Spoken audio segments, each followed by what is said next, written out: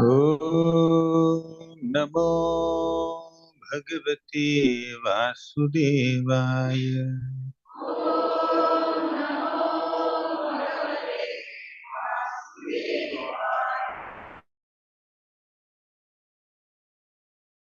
Om Namo Vasudevaya.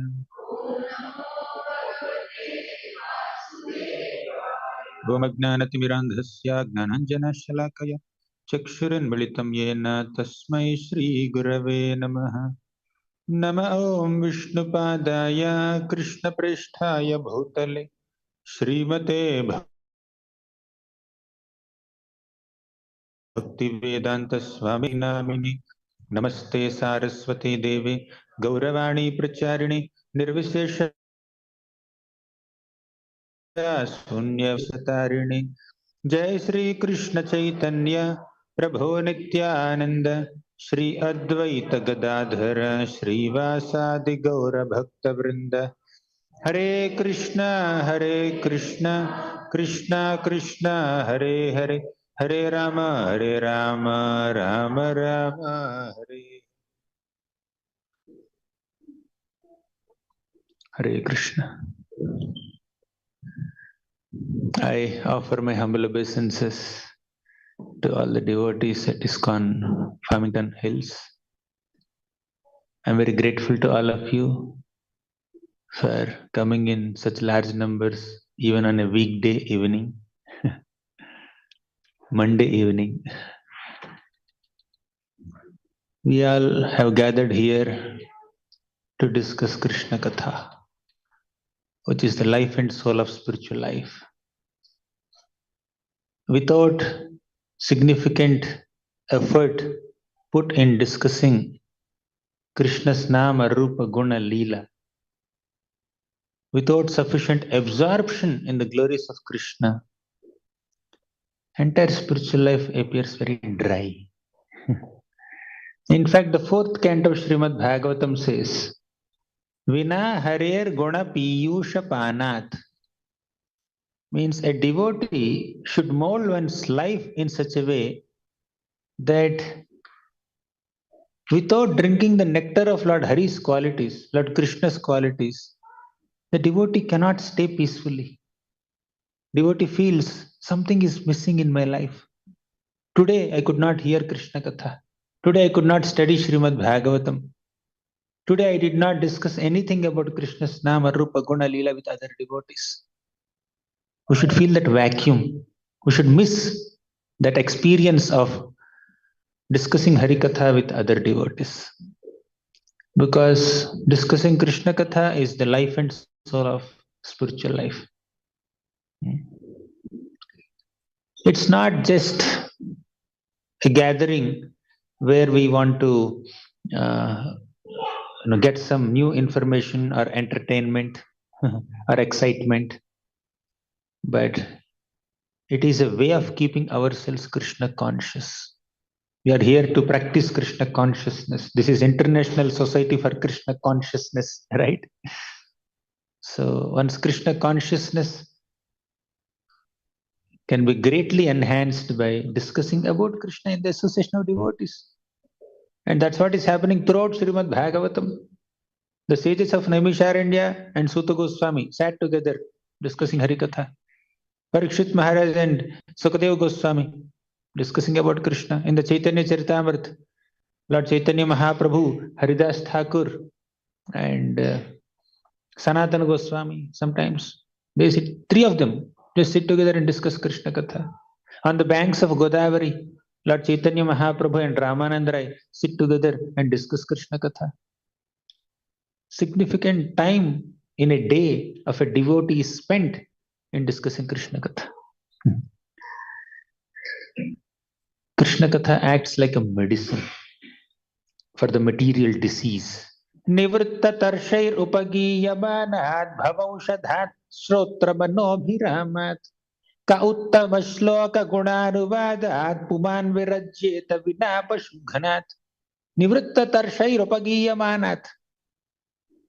One who is completely devoid of any material hankerings, material desires can take pleasure in Krishna Katha. And one who takes pleasure in Krishna Katha can get rid of all material hankerings. Nivritta tarshair upagiyamanat bhavaushadhat shrotramanobhiramat bhava aushadhat. So this Krishna Katha is like aushadha, means nectar, medicine for the disease of material existence. Bhava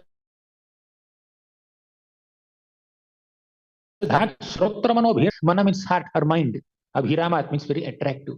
Krishna Katha or Srimad Bhagavatam is very attractive to the ears with its sound and very attractive to the heart with its meaning. The meaning impresses and attracts the heart, and the sound of Bhagavatam shlokas, Bhagavatam pastimes attract the ears. Shrotramanobhiramat. का उत्तम श्लोक गुणानुवादात् पुमान विरज्येत विना पशुघ्नात्. Who will not take interest in Krishna's pastimes, Krishna's qualities, unless one is a butcher, unless one is a pashughnat, unless one is a merciless killer of other living entities, one cannot stay without relishing Krishna Katha. That's what Bhagavatam says. 10th canto Bhagavatam says. Right? So, today we'll discuss on an important theme of why does Krishna delay his mercy? Apparently, it seems that Krishna is not merciful upon us, or Krishna is not sufficiently graceful or merciful towards us. Apparently, there is some understanding like that or misunderstanding like that. So why it seems that Krishna is delaying his mercy? Yes, he is merciful. Mercy comes definitely, but when? That's a question. Right? When? Some people ask this question. There is so much of adharma going on in Kali Yuga. So many people are exploiting others. There is a lot of abuse, a lot of exploitation, a lot of injustice, a lot of manipulation, malpractices, aviniti. Yeah. Why God doesn't come? Why we have to wait till the end of Kali Yuga for Kalki's appearance? I think Kali Yuga has already sufficiently advanced. In 5,000 years only, let Kalki Bhagavan come now itself and chop off everybody that. One may think like that, unable to tolerate the pangs of this material existence. Correct. Yes, we should feel disgusted with the ambience in this material world. That disgust will lead to detachment. And the detachment will lead to attachment to Krishna. So, now let's analyze this point. Although there is so much of adharma going on in this material world at the present moment, still Krishna doesn't immediately make his appearance to stop that adharma, because he gives us an opportunity to rectify that adharma on our own to some degree. When the child is trying to solve a mathematics problem, 14 plus 23, that's a problem. Addition problem. Small child, first grade or second grade, trying to solve. Father can immediately come and say, 14 plus 23, 37. Give the answer. And the child is happy. He'll go out and play. But the child will not learn, right? So the father has to wait for the child to just solve the problem on his own. If the child is stuck, the father may give some help, little support, right? Please do like this. First, 4 plus 3 you try to count. Then 1 plus 2 you count. So just give some inputs so that the child will be able to solve the problem on his own. But if the father directly gives the answer, child will become lazy and complacent to learn, isn't it?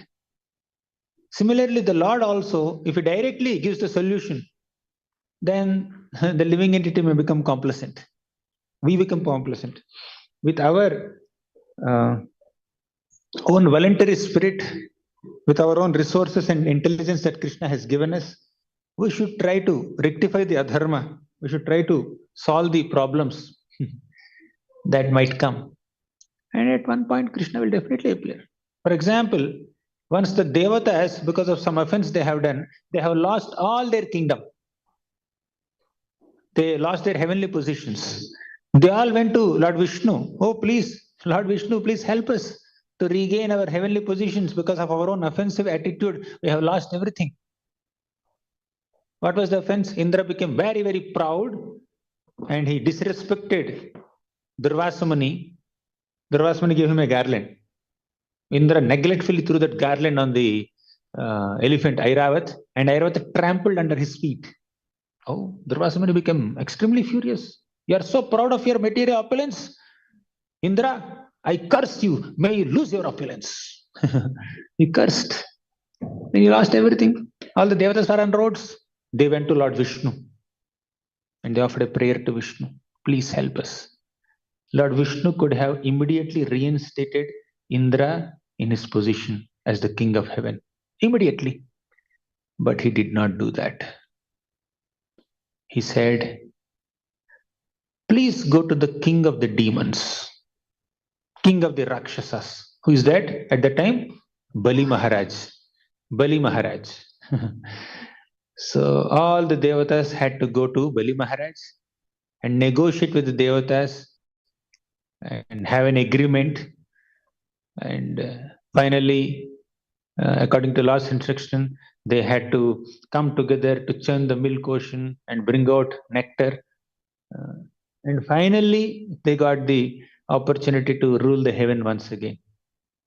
So sometimes the Lord may solve a problem. He has the capacity to solve the problem, but sometimes the Lord doesn't do that. Sometimes the Lord will enable us only, inspire us only, instruct us only to solve the problem. So all the Devatas had to endeavor so hard, keeping aside their egos. They have to go and beg the demons, can you please cooperate with us? Can you please churn the milk ocean along with us to produce nectar so that we can share that nectar? So he had to, the Devatas had to do something, had to put some endeavor. The Lord could have directly given them the pot of nectar, or without even drinking nectar only, without drinking this Amrit only, the Lord would have directly reinstated them on the Simhasan of Swargalok. But he did not do all that. He made them undergo. So the simple answer to the original question is, why does the Lord give his mercy instantly? Why there is no instant mercy? Although he is completely capable, why does the Lord delay that mercy? Because during that delay, he wants us to work hard. He wants us to earn it, not become lazy, not become complacent. We have to do sadhana. There is a beautiful shloka in the 10th canto of Srimad Bhagavatam. This is in the context of Damodar Leela. Mother Yashoda churned milk for Krishna. She offered her own milk to Krishna. Then she started chasing Krishna to discipline him. And finally she caught Krishna and she took her love. Krishna did not want to get bound.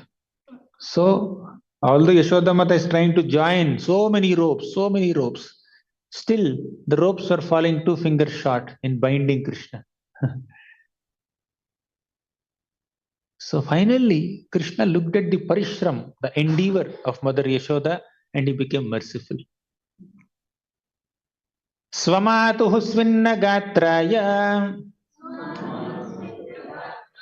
visrasta kabarasraja drishtva parishramam Krishna kripayasit svabandhane. Swamatuhu svinnagatraya drishta visrasta kabarasraja. So Krishna looked at his mother. She was perspiring. The hairs on her hair, the flowers on her hair were falling off. Malati flowers were falling off. She was perspiring. She was tired so much.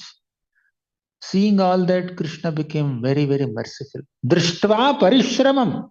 Seeing the parishrama, seeing the hard endeavor of his devotee, who is his own mother, Yashoda Mata, Kripaya, Krishna became very merciful. Asit Swabandhani. Then he allowed himself to be bound. Here 2 points are mentioned. Parishrama of a devotee and Kripa of Krishna. So why does Krishna delay his Kripa? Because the devotee is not sufficiently doing parishrama, endeavor. If you think that Krishna is delaying his mercy, why Krishna is not merciful upon me? Please question yourself. Am I putting sufficient effort?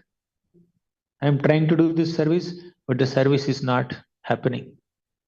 Then you question yourself, is this effort sufficient? Am I sufficiently serious in doing this service? I am chanting since 10 years or 20 years. Why am I not getting taste in Harinam? Some devotees have this question. Then you need to question yourself. Before asking the question, you question yourself. Yeah, you are chanting since 10 years or 20 years, but are you putting your concentration? Are you putting your full effort and heart into this process of chanting?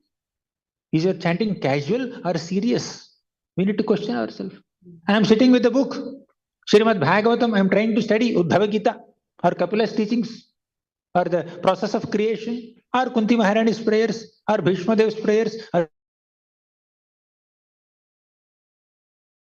Gajendra's prayer. It could be philosophy. Some episode you are trying to read. but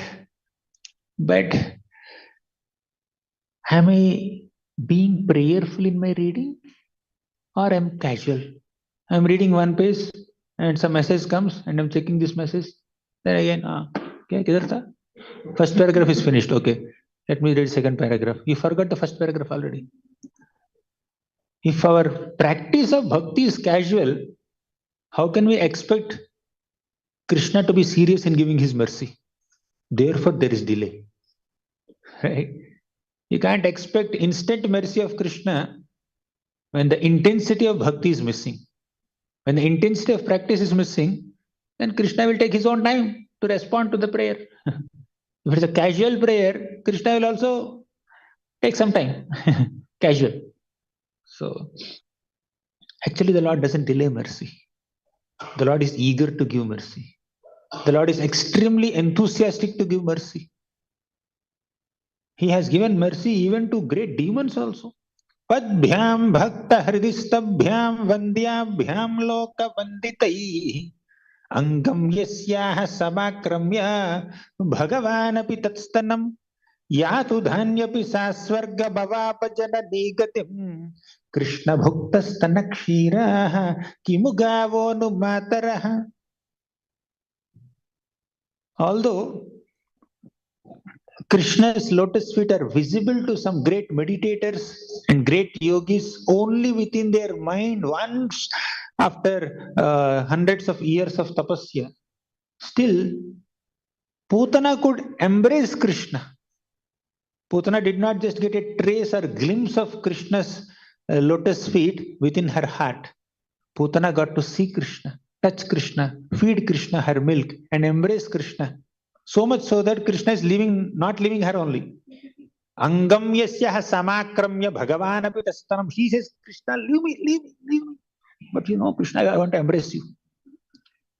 If Krishna comes and embraces you, will you say, Krishna, leave me? Yes, Prabhu. But Putana says, leave me. But still Krishna is not leaving. That's how eager Krishna is to give mercy. Even to demons, what to speak of devotees. Right? Angam yasyaha samakramya bhagavanapi tatstanam yatu dhanyapi sasvarga bhavapajana nigatim Krishna bhuktastana kshiraha kimugavo nu mataraha. If Krishna is so eager to give his mercy to Putana, what to speak of other devotees? What to speak of the cows of Vrindavan, all the gopis of Vrindavan who lovingly offered milk to Krishna without any poison? Putana offered poisonous milk. Still, she got mercy. Uddhava says, so beautiful. In the third canto of Bhagavatam, Uddhava says, Ahobakiyam stanakalakutam jighamsaya payayadapyasadhvi lebhe gatim dhatruchitam tatonyam kamvadayalum sharanam vrajeba. Ahobakiyam, this Baki, the sister of Bakasur, the sister of Aghasur, Putana, such a glorious family where there are two brothers and one sister, completely in contrast to the families of Jagannath, Baldev, Subhadra, two brothers and one sister. Here is another set of two brothers and one sister. Oh my God. Ahobakiyam stana kalakutam. She has applied kalakuta poison on her body. Jighamsaya, with a malicious intention. Apayed, she offered milk to Krishna. Asadhvi, unchaste. Lebhe gatim dhatruchitam tatonyam. But she got a gati, a destination which is befitting Dhatri, a mother.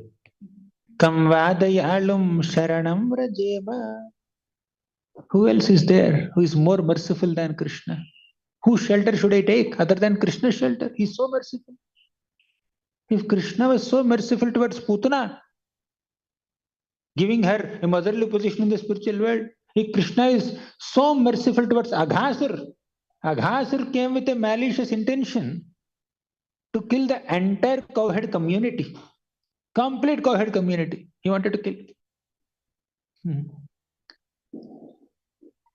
He wanted to kill the Gopas first, then also the calves. When the Gopas and the calves are killed, their mothers and fathers will also go. All the cows also will die. That was the intention of Aghasur. But what did Krishna do? Krishna gave liberation to Aghasur. What is this? And I'm chanting 16 rounds every day. No mercy on me. Aghasur gets mercy. Bakasur gets mercy. Putana gets mercy. Shishupal gets mercy. Shishupal was blaspheming Krishna so much left, right, center.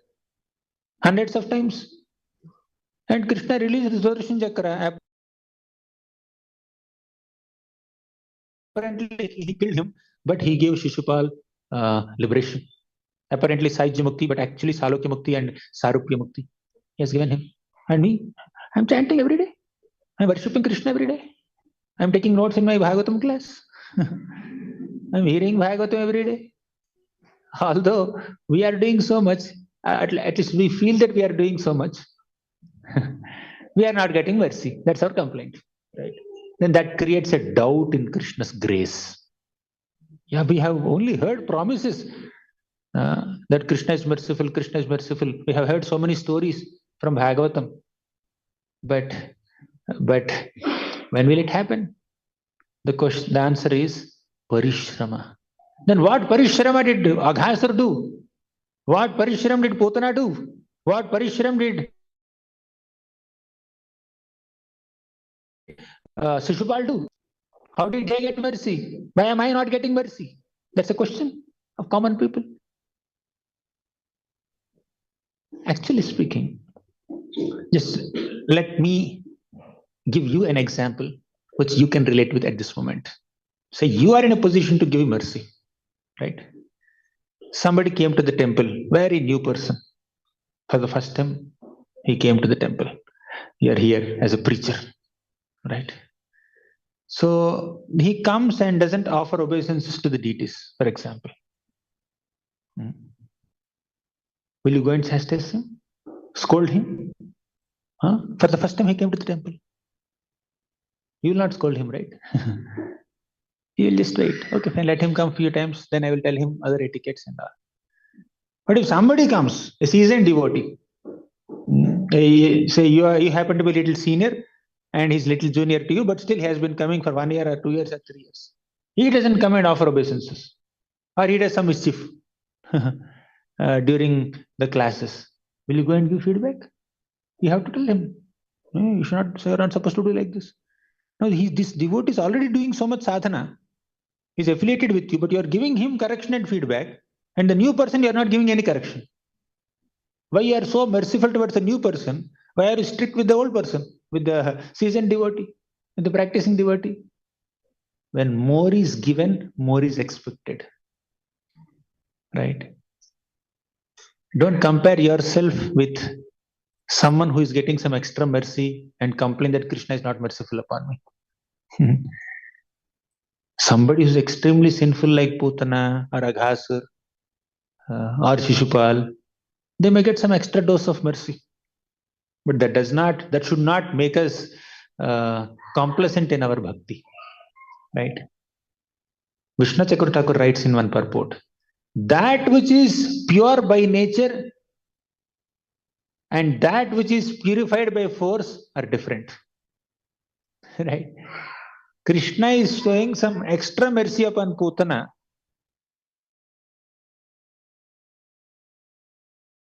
or Aghasur or Ajamil, for example.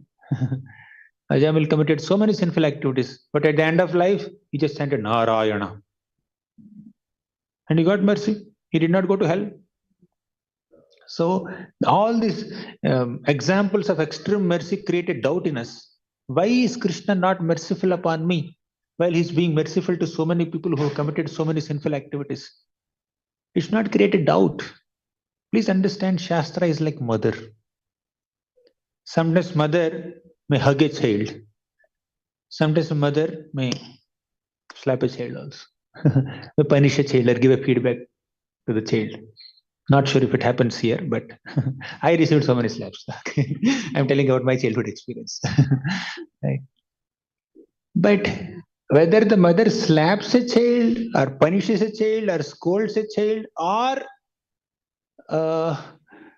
lovingly cares for the child, mother is definitely the greatest well-wisher of the child. Similarly, whether Krishna punishes somebody or protects somebody, ultimately Krishna is very loving and caring towards all his devotees. There is no doubt in it. There is no compromise in it. There is absolutely, you don't have to doubt Krishna's intentions or integrity when he's delaying his mercy. We should have complete trust on Krishna's merciful attitude. So whether the Lord is killing someone, some demon, or protecting some devotee, ultimately is manifesting mercy only according to their mood. So coming to the case of Putana and Aghasur, Vishnu Chakravarti writes that Krishna is extremely merciful in Vrindavan. Okay, Krishna is generally merciful, but in Vrindavan, Krishna is extra merciful. Don't take that as advantage and then commit all kinds of sinful activities. That's not the message here. Right? The message is not that. You should generally see that if Krishna is merciful towards Putana, how much merciful he is towards me. But still, if I'm not perceiving that mercy, probably there is something lacking in my own sadhana. Let me correct it. Let me rectify it. Right? So, and Putana had a background also as Ratnamala. Then coming to Shishupal, Shishupal was Jaya in his past. He was a doorkeeper of Vaikuntha. Ajamil, what about Ajamil? Ajamil was not a doorkeeper in Vaikuntha. He was not Bali Maharaj's relative.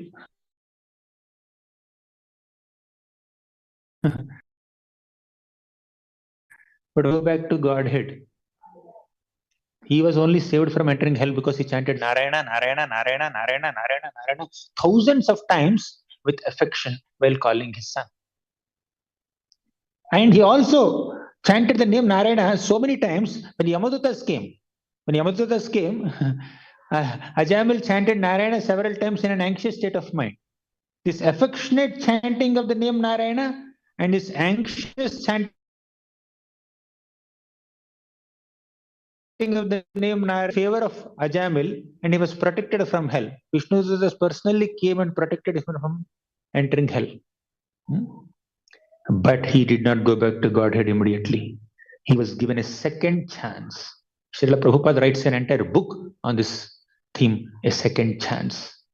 One of the books that I have read long back in IAC days, in my college days, 2005-06, like that, I was reading this book. Beautiful book, A Second Chance. So Ajamil only got a second chance. Again, he went to Haridwar. He gave up all his sinful activities. For 12 years, he did intense sadhana. He was hearing and chanting the holy names of the Lord.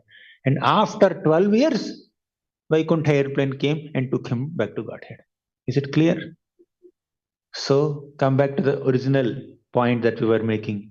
Drishtva parishramam Krishna kripayasi swabandhane. Krishna has to see our parishrama, our endeavor. Yes, sometimes Krishna can give mercy causelessly.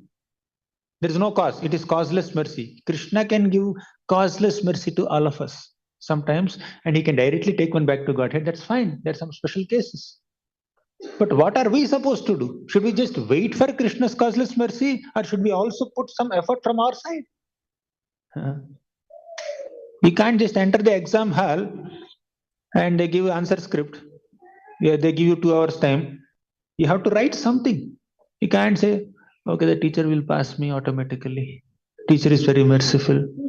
I will be getting some extra grace marks. If you keep on having that kind of expectations and don't put any endeavor at all, you are just being complacent. You put your effort, do your best. He may not be the best, but you do your best. Try your best. Then Krishna will show mercy, right? If Krishna has given some mercy to someone, even if they did not try so much, that's okay. He has that privilege. You don't have to question him. If you have given mercy to Purtana, why can't you give me? At least I never gave you any poisonous milk. I was only giving pure milk. Krishna, how many times I have made you offering? Huh? In a silver cup, I'm giving you pure organic milk. I boiled and and cooled it down to some proper temperature so that you can drink. I was chanting mantras. I was ringing bell. I closed curtain. I did so many things. And Putana gave poisonous milk, and you made her a mother in the spiritual world. At least make me a friend in the spiritual world, if not mother. If you can't give me Vatsalya Rasa, at least give me Sakhya Rasa. At least Dasya Rasa. At least Dasya Rasa. When we negotiate like that. But see, we need to do what is there in our hands, not what is there in Krishna's hands. Right? You don't dictate what Krishna is supposed to do. He knows what to do. He told us what to do. What should we do? Sadhana. Sravanam, Kirtanam, Vishnoha, Smaranam, Padasevanam, Archanam, Vandanam, Dasyam, Sakhyam, Atmanivedanam. This is our job. When will Krishna show his mercy, compassion, kripa, and take us back to Godhead? That is his problem. That is his responsibility. We are no one to dictate him. We cannot demand. We cannot dictate. We cannot command. Krishna, you have to give me mercy in this way. No. He has that privilege. When to give mercy, it's up to him. Krishna said in the Bhagavad Gita, morning we were in the kids class we were discussing. Ananyaschintayanto mam ye janah paryupasate tesham nityabhiyuktanam yogakshemam vahamyaham. If you analyze this shloka, Shri Shri Radha Gopijan Vallabh ki jai.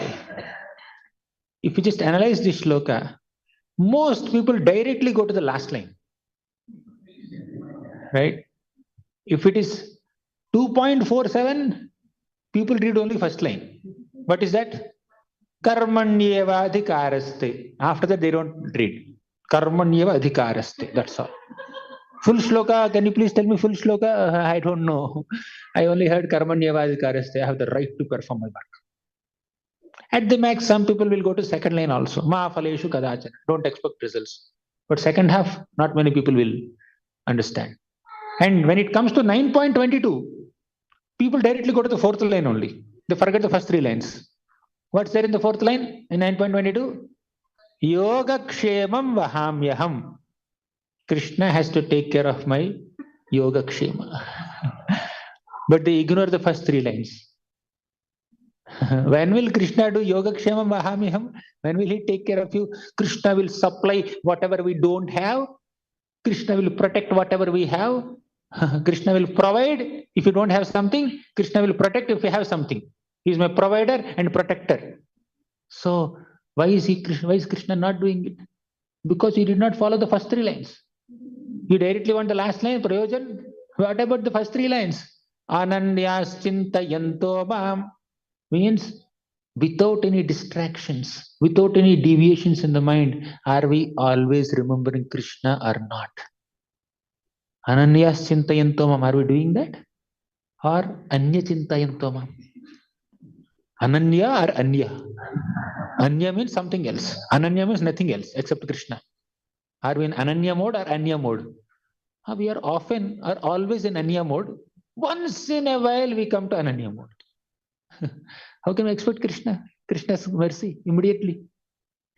Before the last line becomes true, which is Yogakshema Mahamyaham, we should implement the first line. Ananyas Chintayanto Mam, without any distraction in the mind. Let's meditate on. Ye janaha paryupasate. Paryupasate. Upasana means worship. Paryupasate means perfect worship. Is our worship perfect? Is our consciousness perfect while worshipping the Lord? Huh? First question that. Ye janaha paryupasate. Then third point.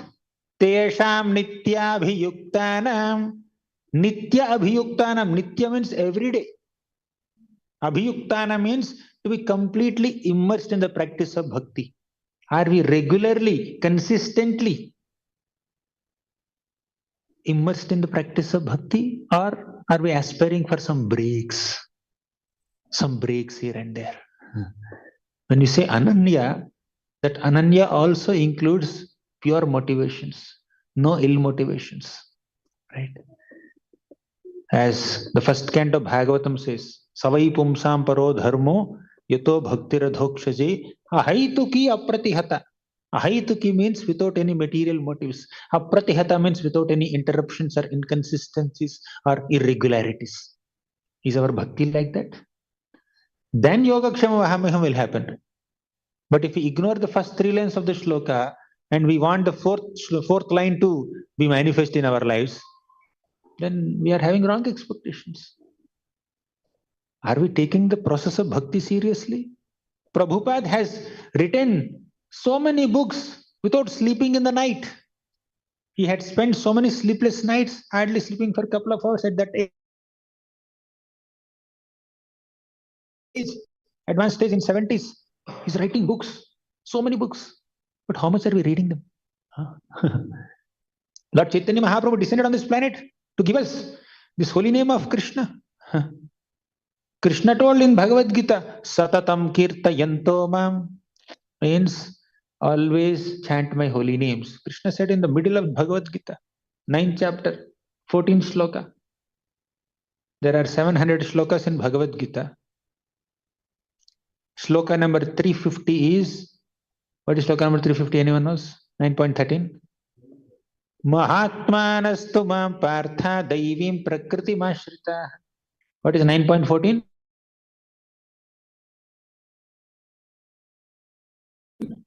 Sloka Satatam Kirta Yantomam. Always chant my holy names. So Krishna kept these two shlokas in the middle. So Satatam Kirta Yantomam. Always chant the holy names of Krishna. That Krishna already said in the Bhagavad Gita, but people have not taken it seriously. So Krishna waited for 4,500 years so that we can take that instruction seriously. Still, we did not take that instruction seriously. We are thinking that why Krishna is making me wait for his mercy. But how long Krishna has to wait so that we follow his instructions? We make Krishna wait. We don't accept the instructions of Krishna. We don't follow the instructions of Krishna. We'll make him wait, but we can't wait for his mercy. That's the problem of the sadhaka. So Krishna waited for 4,500 years. People of Kali Yuga did not take the instructions seriously. So Krishna personally came. Let me come and personally take the form of a devotee and chant the names of Krishna and teach them how to chant. Chirada dattam nijagupta vittam swaprema nama mritamatyudaraha apama ramyo vitatara gauraha krishno janebhyastamaham prapadye. So to give us Krishna prema through Krishna nama, Krishna personally descended from his dham to this material world in the form of a devout form of the Lord. He became Lord Chaitanya Mahaprabhu. And he personally chanted Krishna's names. And he taught all of us how to chant Krishna's names. And he's relieving us from all miseries. Satatam janata bhavatapaharam paramartha parayana lokagatim navalehaskaram jagatapaharam pranamami sachi sutta gauravaram. Satatam janata bhavatapaharam. Krishna is very, very eager to destroy all our material miseries. He's extremely merciful. When Mahaprabhu descended here, he left Sachi Mata, he left Vishnu Priya Devi, he left all his loving associates in Navadvip and accepted sannyas for what? For us. Just to deliver the conditioned souls in this Kali Yuga, Lord Chaitanya Mahaprabhu left his loving associates and accepted sannyas and shaved his head. Krishna is eager to reclaim us. But are we eager to receive that mercy? That's the question. Are we eager to follow the instructions of Krishna? Are we eager to absorb ourselves in the process that Krishna has given us? There is lack of absorption on our side. When there is lack of absorption on our side, we can't blame Krishna. Why is Krishna delaying his mercy? Why is Krishna not merciful upon me? Why is he making me undergo so many difficulties? It is said that karmani nirdahati kintu cha bhakti bhajam govindamadi purusham tamaham bhajami. By practicing bhakti, our karma will be burnt to ashes. We have heard so many promises. Why am I still suffering so many reactions, karmic reactions? Is this karma only? If it is not karma, then why is this problem? Maybe Krishna is causing. Why is Krishna causing so much problem in my life? We have questions. But we have not sufficiently, or many struggling sadhakas have not sufficiently taken seriously the path of bhakti. Ananyas chintayantamam, there is lacking in ananyas chintayantamam. Paryupasana, very, very shallow upasana. Tesham nitya abhyuktanam, there is no nitya, there is no regularity in our Bhagavatam hearing or chanting. There is no regularity, or there is no absorption, even though there is some regularity, even though there is some consistency in terms of daily doing it, but there is no involvement or absorption in that process. Therefore, Yogakshema Vahamyaham will not immediately manifest. In fact, in Yogakshemam also, yoga means our attempt to connect with Krishna. Kshema means Krishna's reciprocation with that attempt. Krishna said, Yoga Kshemam Vahamyaham. You know what is Yogakshemam Vahamyaham? One meaning of Yogakshemam Vahamyaham is Krishna will provide whatever we don't have, Krishna will protect whatever we have. That's one meaning. Clear? Krishna will supply what we don't have, and Krishna will preserve what we have. That's one meaning. But there's another meaning. Yogakshema Mahamyaham means the word yoga indicates our attempt to connect with Krishna, our parishrama. And the word kshema means Krishna's reciprocation. That is kripa. Drishtva parishramam Krishna kripaya sitsva bandhane. Right? We have heard two words from Damodar Leela. One is parishrama, our effort. Second is kripa, Krishna's mercy. Now you bring in these two terms into Yogakshema Mahamyaham. Yoga means our attempt to connect with Krishna. Kshema means Krishna's reciprocation with that attempt in terms of giving us prosperity and protection. Right? So Krishna promised Yoga Kshemam Vahami Aham. Vahami means I will carry. Aham means I. I will personally carry the burden of the maintenance of my devotees. And Krishna did not say Kshemam Vahamyaham. He also said Yoga Vahamyaham also. Means I will facilitate the spiritual practice of my devotee also. Even the practice of my devotee, even the spiritual practices of my devotees is also my responsibility. And reciprocating with that spiritual practice is also my responsibility. I hope you're able to catch this, right? Yoga means our attempt. Krishna says, I will take that responsibility of his attempt also, this devotee's attempt also. Means even our practice of bhakti depends on Krishna's mercy. Means he's giving us so many opportunities to practice. He's giving us so many facilities He himself appeared on this planet in a human form, Krishna, Rama. He, or Lord Chaitanya Mahaprabhu, he himself, he performed so many pastimes. He performed bhakti also in the form of Lord Chaitanya Mahaprabhu. Then he had sent so many acharyas to enlighten us. He had given us so many scriptures to educate us. So how many ways Krishna is trying to reclaim us? He's trying to reclaim us in so many ways, isn't it? Although Krishna is trying to reclaim us, show his intense mercy on all of us in so many ways, still we are not taking the process sufficiently seriously. Still we are so many lingering material desires are there in the heart, somewhere deep within. Still there is some attachment to name, fame, prestige. Still there is some attachment to enjoying material comforts. Therefore, there is some delay. Krishna wants us to become more serious, right? Some concession is given to extremely sinful people sometimes, but at the same time, once you come to a more serious practice of bhakti, it's important for us to intensify that practice to actually receive Krishna's grace. He's ready to give grace, but he wants us to become a little more serious. Let me give some examples. Narada Muni in his past life was the son of a maid servant. You know that, right? How many of you know that story? Narada Muni in his past life was the son of a maid servant. During the monsoon season, he got the golden opportunity to serve some sages, Bhaktivedanta sages. For about 4 months, he served them. He received so much of spiritual inspiration from them. And eventually, he developed Shraddha or faith in Bhakti. Then he associated with the sadhu, sadhu sangha, bhajana kriya, anarthavati. He passed through all the stages of bhakti and finally he became a premi bhakta.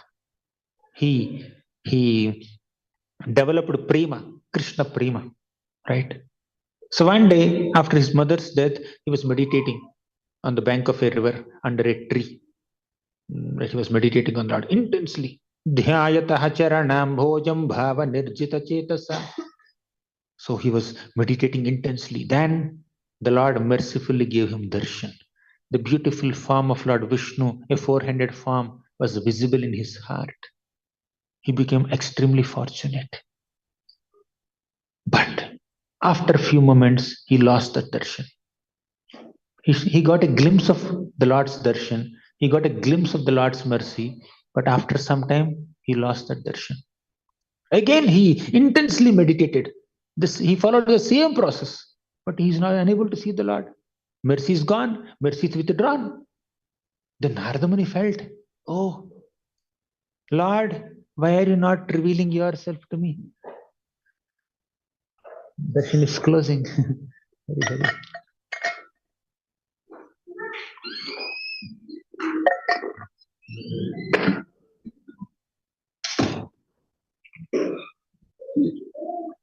Jai Shri Shri Radha Gopijan Vallabh ki Jai. So Narada Muni was disappointed. Why? The Lord is not visible to me anymore. I could only see him for a few moments. I want to see him more and more. But you know what? The Lord became audible to him. He was not visible yet. Earlier he was visible for a moment, but he withdrew his darshan and later he started speaking to Narada Muni. He said, my dear boy, no more darshans for you in this lifetime. For the rest of your life, I will not be visible to you. Oh my God, such a harsh statement by the Lord personally to a 5-year-old child. 5-year-old child. Why? Why no more darshans? I am already on the prema level. Narada Muni at that time, he was on the level of prema, love of God. He passed through the stages of Shraddha, Sadhu Sangha, Bhajana Kriya, Anarthanavritti, Nishtha, all this, and he came to Bhava and Prema level. But the Lord said, I will not give my darshan to you anymore in this life. Why? You still have some material taints. Material taints in this 5-year-old child? who is on the level of prema. It seems very surprising. But Acharyas say, Vishnu Chakravarti Thakur says that my Hari. So the Lord is, maybe the child can be taken somewhere else. Hare Krishna. Yeah. So the Acharyas say that Narada Muni's prema is at infancy level. And Krishna wanted his infant prema to become youthful prema. So your prema or your love for me is on an infancy level, but I want it to be more developed and it should come to youthful level. Means to intensify his love, intensify his affection, intensify his prema, the Lord is delaying his mercy, delaying his darshan. When there is delay in the Lord's showering of mercy, we should not think that the Lord is not merciful, the Lord is neglecting me, the Lord is ignoring me, the Lord is not merciful. That should not be the perception. Maybe something is lacking in my own effort. Maybe I need more purification. Maybe I need more intensity in my bhakti. Is it getting too intense? I'm just trying to remind myself that I need to be intense, okay, in your association.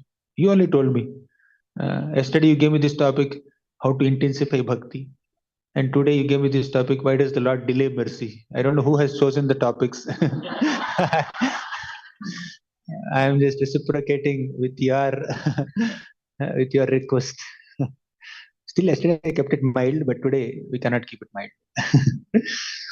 So, Narada Muni at that level of prema also the Lord is testing him. The Lord is trying to make his bhakti more intense. When there is a delay in the Lord's mercy, then we'll understand, oh, the Lord is delaying mercy. I need to be more intense. I need to do my sadhana more. My chanting must be more prayerful. My reading must be more prayerful. So when we increase that intensity of absorption in our sadhana, then we will get Lord's mercy. Right? So don't just be carried away by the extremely merciful examples in Bhagavatam. Yes, that will give us hope, not make us complacent. You can't say, Hare Krishna gave mercy even to Putana, who gave him poisonous milk. I am much better than Putana. I am very, very advanced than Putana. If Krishna showed so much mercy on Aghasur, why can't he show mercy upon me? I am more exalted than Aghasur. Anything happened here? Hare Krishna. Am I audible? Okay. So there's some sparks, some firecracker works going on upstairs, it seems. Oh, still going on. Hare Krishna. So we may think that we may compare ourselves with demons sometimes and say demons got more mercy, therefore I need not perform any devotional service. Even if I'm a demon, Krishna will be merciful. Yes, he is merciful. He is definitely merciful towards all living entities because we're all his children. Parents are naturally merciful towards kids, even if they're naughty, isn't it? Parents are merciful and affectionate and compassionate towards children, even if they are very, very naughty. But in the heart of the hearts, parents expect their children to be more disciplined, cultured, well behaved, isn't it?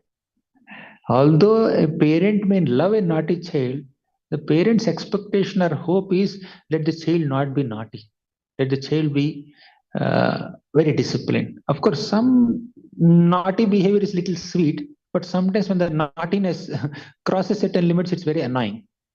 It may bring bad name to the parents also. So when that mischief is within certain limits, it's okay, it's sweet. When it crosses certain boundaries, it's not sweet anymore. It's very annoying, embarrassing. But still, parents love the children. Similarly, even if the living entity is so demoniac, commits such abominable sinful activities, and becomes a dog or a cat or a cockroach or a animal or a worm in stool also, Krishna's love for that living entity will continue. It will be intact. Krishna stays right within the hearts of all those living entities. Ishvara sarva bhutanam hriddesharjana tishtati. But Krishna's intense desire is, let this living entity come to proper consciousness. Not this kind of consciousness, not this degraded consciousness. Let them come to normal consciousness. That is Krishna's desire. He expects us to be more serious in our bhakti, without any distractions. Manmana bhavamad bhakto madhyaji mam namaskuru. That is his expectation. Tasmat sarveshu kaleshu mahamanusmar yudhyacha. That is his expectation. Maya vesya mano yeva mitya yukta upasate. That is his expectation. Although he may be merciful, but still, let's see, a devotee should not just see the Lord as a merciful father who tolerates my mischief. We should see the Lord as someone who is supposed to be served. I am here to serve the Lord, not just take undue advantage of his attitude. Krishna said in the Gita, what is that shloka? Apitya suduracharo bhajate mamananya bhag sadhureva samantavyaha samyak vyavasito hisa. Even if my devotee does so much of durachar, still I will consider him a sadhu and I will show my mercy. That is his magnanimity. But we are not here to take undue advantage of his magnanimity. We are here to act in a way that is pleasing to him. Samsiddhir haritoshanam. Should we, if a child feels that whatever I do, my parents are loving and caring towards me, but I must do something to please my parents. That is more please my parents, instead of thinking that I can do anything, my parents will not scold me. Who is a better child? Similarly, to become a good child of the Lord, good devotee of the Lord, we should act in accordance with his expectations. Sarva dharman parityajya mamekam sharanam vraja aham tvam sarva papebhyo mokshayishyami ma shuchah. Are we on the level of sarva dharman parityajya? Mam ekam sharanam vraja? Did we take that exclusive shelter of Krishna? We need to question ourselves, right? Yes, Krishna is merciful, but that mercy manifests in reciprocation with our approach. Our approach has to be sincere, serious, without any ulterior motives, without any selfish agendas. When our approach towards Krishna is sincere, then Krishna's reciprocation also will be very palatable and sincere. Right? Krishna is eager to give us mercy, eager to protect us. Krishna rakshatu no jagatraya guro Krishnam namadhvam sada Krishne nakhila shatravo vinihata Krishnaya tasmai namah. Krishnadeva samuthitam jagatitam Krishnasya dasosmyaham Krishne tishtati vishvametadakhilam He Krishna rakshasva mam. Oh Krishna, everything to me. Please protect me. He is the only protector. There is no one else who can protect us as much as Krishna does. But to bring the whole discussion to some conclusion, actually this topic will never be concluded. We can go on and on.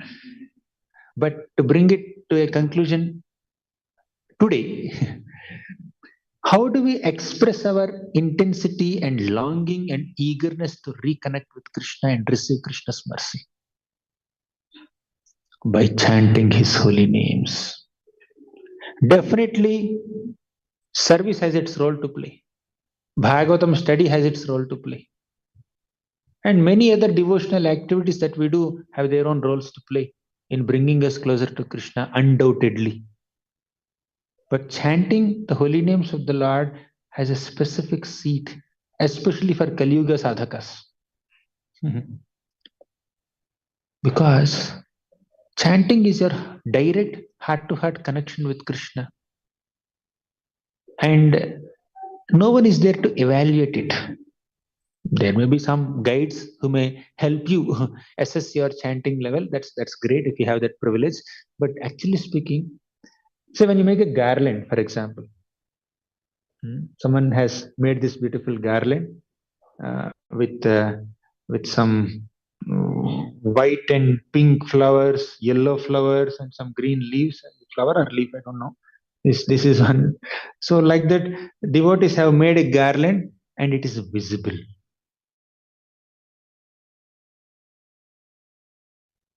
People will see it directly on the body of the Lord. It is. And there may be some appreciation also. Oh, this devotee makes nice garlands. Or you cook something for the deities, for the devotees. If the cooking is very nice, you will get some appreciation. Or you sing kirtans, bhajans, play flute, or sing, play harmonium, play mridanga, play so many instruments. Then devotees will appreciate us, some claps, some appreciation. Uh, or you give a class. Yeah, if it is good, then people will appreciate us. You study. How many shlokas did you learn? Morning, so many kids were trying to recite some Bhagavad Gita shlokas within 10 seconds accurately. So somebody is putting a competition here, right? Whoever recites the shloka accurately in the shortest time will get more claps. What is the competition? Anyways, that kids are reciting shlokas within certain time. So, in all these devotional activities that we do, someone is seeing us, appreciating us, clapping. But in japa, this devotee has chanted so attentively, clap for him. Hare Krishna, Hare Krishna, Krishna Krishna, Hare Hari Bol, Hari Hari Bol. Do we say that?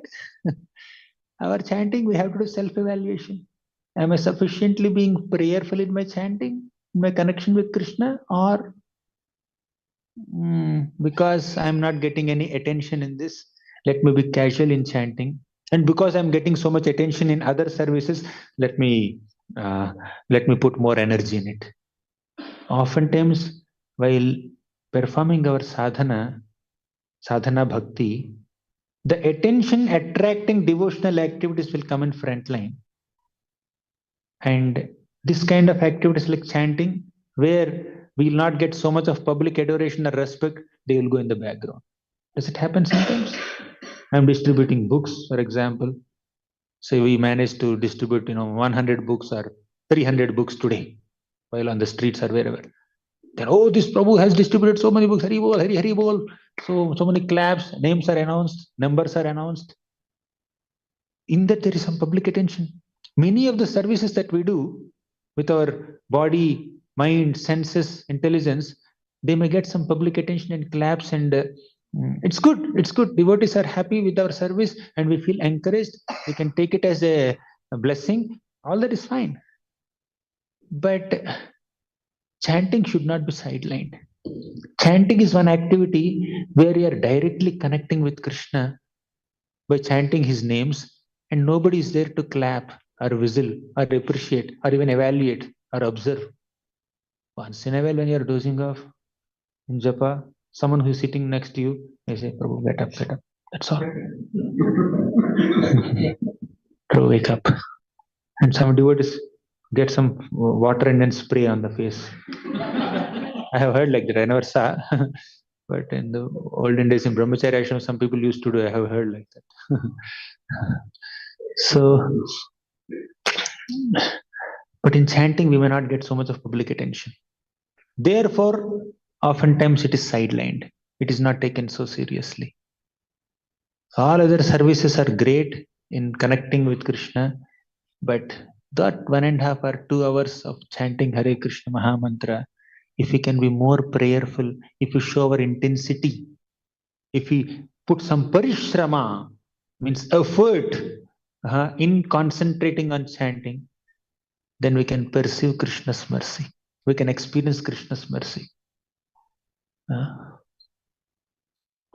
Otherwise, we may keep complaining that Krishna is not merciful. Or we may not keep sufficient faith that, oh, this process is working or not for me. So, how much the name of Krishna can protect us? How much the name of Krishna can give us shelter? The scriptures are repeatedly saying this. Scriptures repeatedly emphasize on the importance of chanting the holy names of the Lord. and the reciprocation that holy name gives us. Holy name, just the holy name of Krishna brought great transformation in Mrgari Hunter. Just the holy name of Krishna brought so much of transformation in that lady who came to distract Haridas Thakur. Just the name of Krishna enabled Dhruva to get the darshan of the Lord within 6 months. What sadhana did Dhruva do? He just chanted Om Namo Bhagavate Vasudevaya for 6 months. That's all. Just that one mantra chanting for 6 months brought Lord Vishnu from Vaikuntha and in front of Dhruva Maharaj's eyes. Dhruva opened his eyes and he saw Lord Vishnu. So holy name has that power. If we take shelter of that holy name, definitely we can experience Krishna's unparalleled mercy. We will not unnecessarily blame Krishna or get overwhelmed by the unpleasant material circumstances around us. We need to count our blessings, not complain that, oh, I did not get this, I did not get that. We need to count our blessings. How many blessings that Krishna has given us? If we reflect, am I qualified to be in the association of devotees? Am I qualified to chant the holy names of the Lord? Do I deserve to be in a temple and study Bhagavatam or speak Bhagavatam or hear Bhagavatam? Am I eligible to enter the altar and worship the deities directly? Without my desire or deservance or eligibility or qualification, Krishna has given me access to so many spiritual privileges. Let the heart be overwhelmed with gratitude for what we have received. But a struggling sadhaka's heart is often overwhelmed with complaints, perceptions that Krishna is not merciful. These devotees are not merciful. They are blocking my progress. They are doing this, they are doing that. Oh. Let the heart be overwhelmed with gratitude for Krishna and not complaints against Krishna, complaints against the situations or devotees around us. When we have that gratitude, with a grateful heart, with a humble heart, if we chant Krishna's names, then we can definitely experience Krishna's mercy. We feel overwhelmed that, oh, Krishna has been so merciful upon me, a fallen me. Instead of thinking that why Krishna is not showing his mercy upon me, we'll say, how can Krishna be so merciful upon me? You saw the difference in consciousness? When the consciousness is not pure, we say, why is Krishna not merciful upon me? But when the consciousness is pure, then Krishna, how can you show so much mercy upon me? Your mercy is so inconceivable. Krishnadas Kaviraj Goswami in the Chaitanya Charitamrita tells us, if at all you have some logical capabilities, if you want to apply logic, apply all your logic to analyze Lord Chaitanya Mahaprabhu's inconceivable mercy. I forgot the Bengali line. If someone remembers, you can tell me. So just use your logical capabilities to understand how merciful Lord Sri Chaitanya Mahaprabhu is. Patra patra vicharanam na kurute na swamparam vikshate deya deya vimarshako nahinava kala pratiksha prabho sadyo yah shravane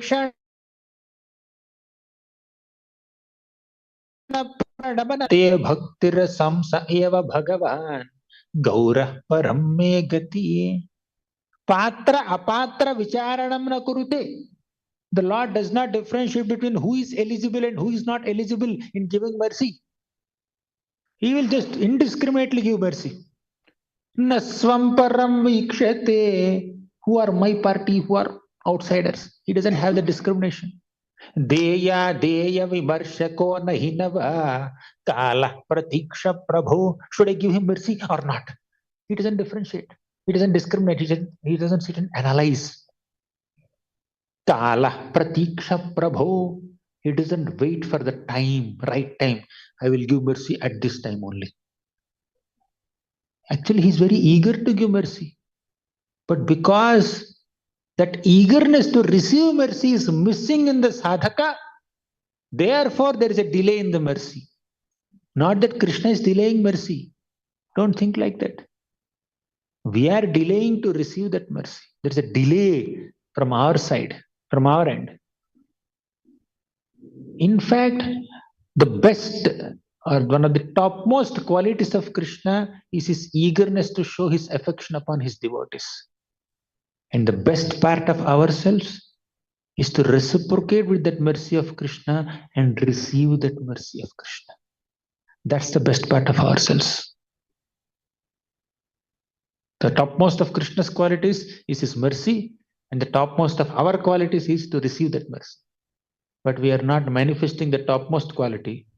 We are manifesting so many lowly qualities. Therefore, we are feeling lonely in this world. But if we actually, instead of manifesting lowly qualities, if we think ourselves lowly in a humble mode, then we will not feel lonely. We will think that Krishna is always with me. Right? We have to think ourselves low, lower than a blade of grass. No, lower than a straw on the street. If we think ourselves so lowly, then we will not feel lonely. Because in such a humble state of mind only, we'll experience the presence of Krishna, mercy of Krishna in our lives. If that humility is not there, if there's only demanding mentality, if there's only complaining attitude, then where is the possibility of experiencing mercy? There is only complaining, cribbing, always.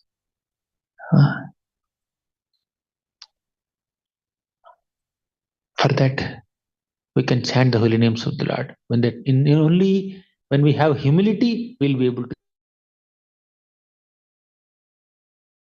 chant. Pranadapi suniche amanina manadena kirtaniya sadahari. Only when we are humble at heart, we will be able to chant the names of Lord Hari sincerely and seriously. With a heart filled with grudges, negativity, lust, envy, pride, greed, disappointment, discouragement, disgust. How can we focus on the holy name of Krishna? Although holy name is so powerful and merciful and accessible, that power and mercy of holy name will act upon us when we are receptive. And that receptivity is humility. The receptivity is non-different from humility. The receptive power is non-different from humility. When there is humility, then we can receive that mercy of holy name. Then holy name will do miracles in our life. Shatruchhedaika mantram sakalam upanishadvakya sampujya mantram samsarochheda mantram samuchita tamasaha sangha niryana mantram सर्वैश्वर्यैक मंत्रम व्यसन भुजग संधष्ट संत्राण मंत्रम जिह्वे श्री कृष्ण मंत्रम जप जप सततम जन्म साफल्य मंत्रम शत्रुच्छेदैक मंत्रम. This Krishna mantra can completely destroy all our enemies. Sakalam Upanishad Vakya Sampunja mantram. All the Upanishads and different Vedic literatures are doing puja of this mantra. They are worshipping Krishna mantra. Sakalam Upanishad Vakya Sampunja mantram. Samsarochheda mantram. Only by chanting the names of Krishna, our samsara, our entanglement in this cycle of birth and death can be completely mitigated. Samsarochheda mantram. Samuchita tamasaha sangha niryana mantram. Sarva Aishwaryaika mantram. Sarva Aishwaryaika mantram means this holy name of Krishna can give us access to all Aishwarya. Aishwarya here does not mean dollars and cents and pounds or rupees. This Aishwarya is the opulence of love of God. Krishna Prema. Krishna Nam will give us access to Krishna Prema. Sarvaishwaryaikamantram Vyasana Bhujaga Sandhashta Santrana Mantram. All our misgivings, shortcomings, bad habits can completely be eradicated, just like some mantras by a snake charmer can subdue snakes, right? Similarly, this Krishna mantra can subdue the snakes of our anarthas.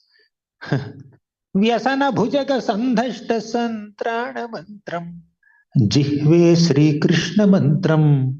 Japa japa satatam. Janma safalya mantram. Therefore, utilize your tongue in chanting the holy name of Krishna and make your life meaningful, purposeful, fruitful, and successful. Otherwise, human life will be wasted without taking shelter of Krishna's holy names.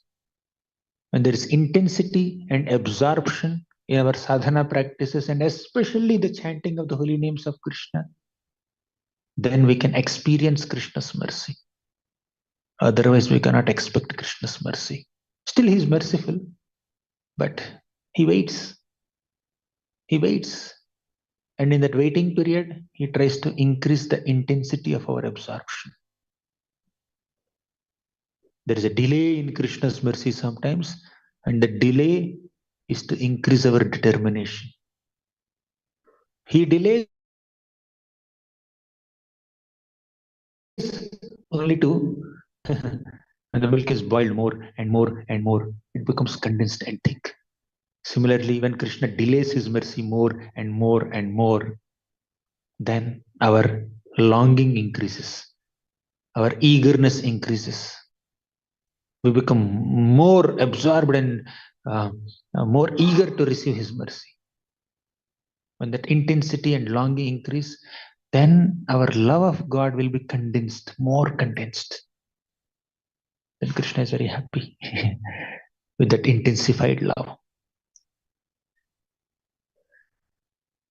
So the conclusion is, let us do parishrama to receive Krishna's kripa.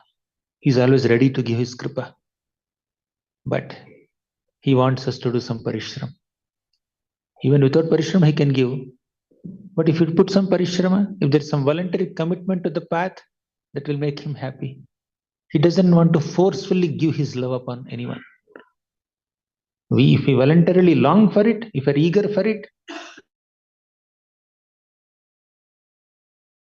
then we can receive. Like when there is no hunger, even if you eat the most delicious food, you cannot digest, isn't it? But when there is hunger, oh, even if the food is very simple, you can relish it. Similarly, in our spiritual life, we need to increase our hunger.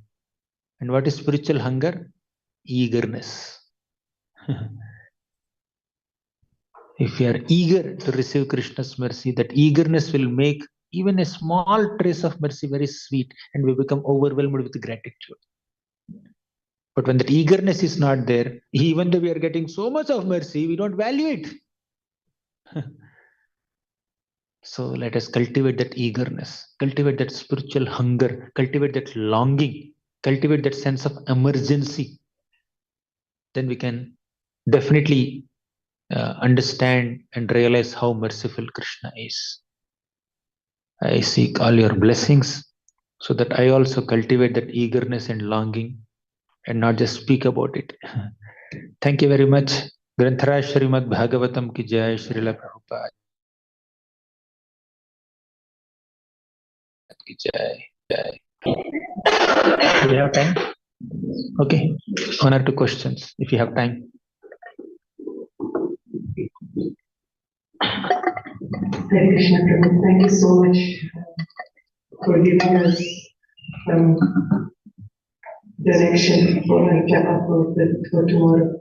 Prabhu, while you were sharing about, I want to understand, I want to get some clarity on when Agasur was also trying to harm the Gopas, covered boys, the cows. We also see a similar thing in the Pastor of India where he was trying to harm the Jewel. So is that the understanding that both their intention was to harm the Brajmati, What is that that's different that the Lord has, the mercy that He gave to both is different in the case of Agasur and the case of. So, because I feel that the intention is the key in both. In whatever way it is, He wanted to bring them closer to Him. Whether it was Agasur, when His reciprocation towards Agasur or Indra. Can you elaborate and shed some light? Yes. When Krishna gave liberation to Aghasur, that is his mercy, definitely.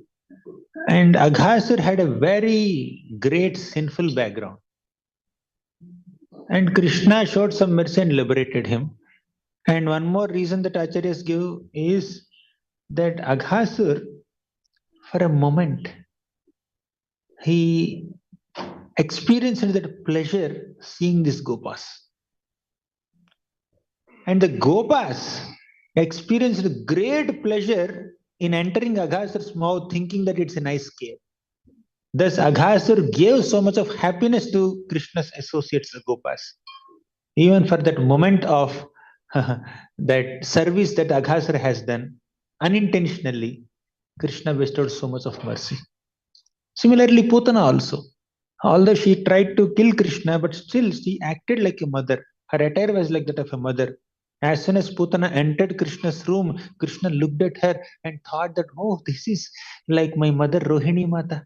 For a moment, he remembered Rohini Mata, and that definitely acted in favor of Putana. Coming to Indra, Indra was a devotee. But Indra was not like Aghasur. Indra was not like Putana. Aghasur and Putana intentionally wanted to serve Krishna, but unintentionally ended up serving Krishna. Intentionally wanted to harm Krishna, but unintentionally ended up doing some service to Krishna and his devotees. And Krishna showed some extra mercy.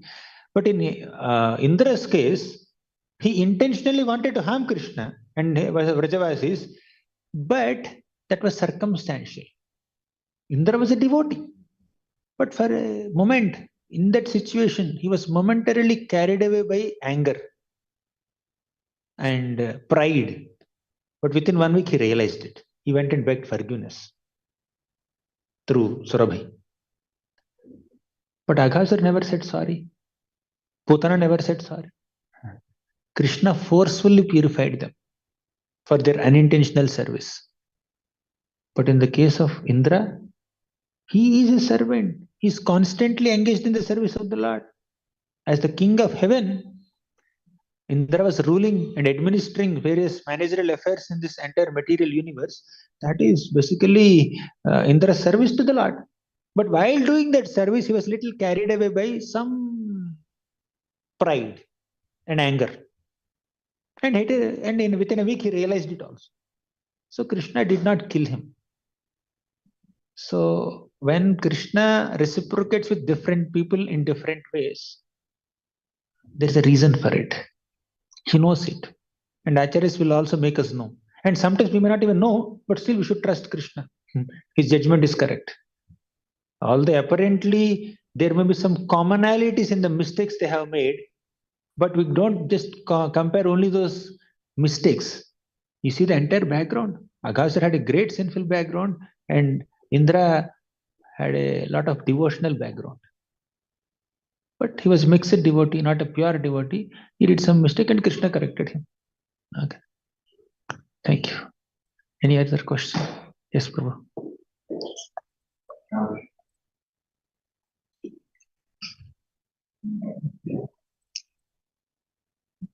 Please accept my humble obeisance and spiritual growth. Today, I really very much appreciated the whole class and very eye-opening for me. So,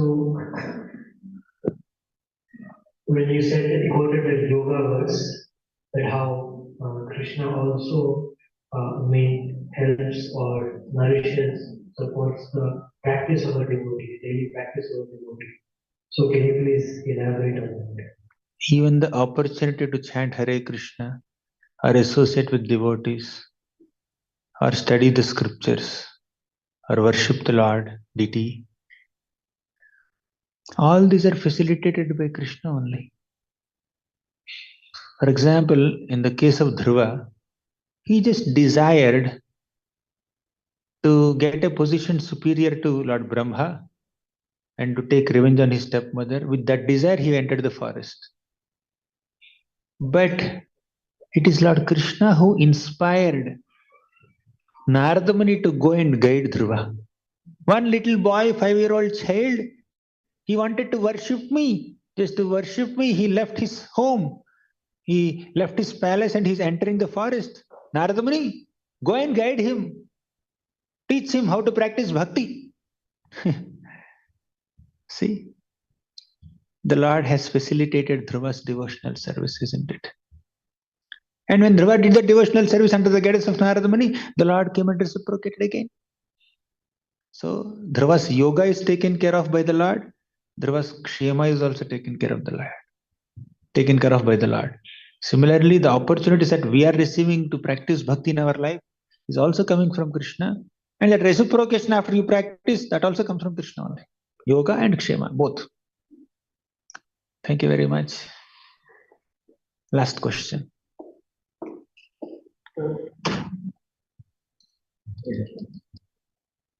Krishna, thank you for a wonderful class. Guruji, my question is regarding in general. So we say that Vasudeva is a literary incarnation of the Lord. There is one statement by Prabhupada that, at the maturity of his devotional service, he wrote the Srimad Bhagavatam. Had the maturity, but in this pastime, you see, Vyasadeva wrote so many scriptures for the welfare of humanity.